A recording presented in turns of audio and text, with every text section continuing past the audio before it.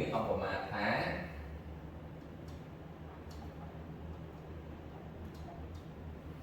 គេមាន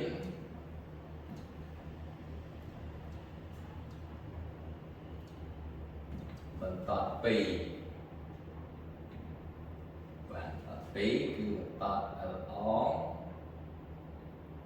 និងបន្តដើបាទក្នុងលំហបាទដោយបាទដោយបន្តល្អយ៉ាងនេះមានសមីការ x ដក x អលើអាអស្មើ y ដក y អលើ b អស្មើនឹង z ដក z អលើ c អហើយនឹងមួយទៀតគឺបន្តដើ x ដក x ដើលើអាដើស្មើ y ដក y ដើលើ b ដើស្មើនឹង z ដក z ដើលើ c ដើហើយប្រសិនបើ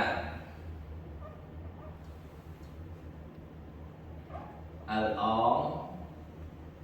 និង L ដើបាទប្រសពគ្នា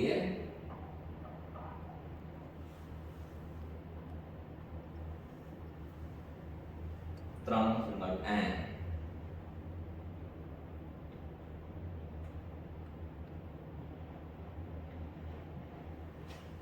សិនបើបន្តដល់កនហិតហ្នឹងទៅដល់ A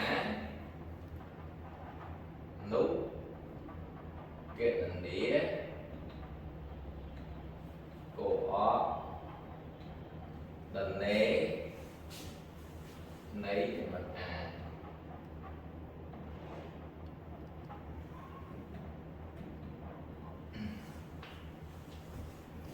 បាទក្នុងនេះគឺយើងសិក្សាអំពីការស្វែងរកចំណុចប្រសពរវាងបន្តពីក្នុងលំហចឹងឧបមាខាងលំហយើងមានបន្តពីគឺបន្ត L អងយើងសមីការ x ដក x អងលើ a អងស្មើ y ដក x អងលើ b អងស្មើ z ដក z អងលើ c អងហើយនឹងបន្ត L ដើគឺ x ដក x ដើលើ a ដើស្មើ y ដក x ដើលើ b ដើហើយស្មើនឹង z ដក z ដើលើ c ដើក្នុងនេះប្រសិនបើបន្តទាំងពីរហ្នឹងមិនស្របគ្នាហើយស្ថិតនៅក្នុងប្លង់តែមួយនោះបន្តទាំងពីរហ្នឹងមិនស្របគ្នា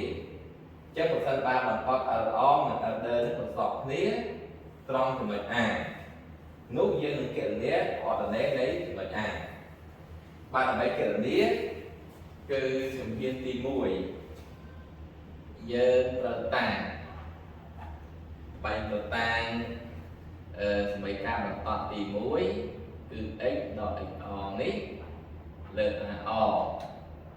ដែលស្មើនឹង y ដក x អងលើ b អហើយស្មើនឹង z ដក z អងនេះលើ c អយើងតាំងវាស្មើនឹង p បើបើយើងតាំងស្មើ p សមមូលយើងទីបានបែរសមមូលទីបានគឺ x នេះ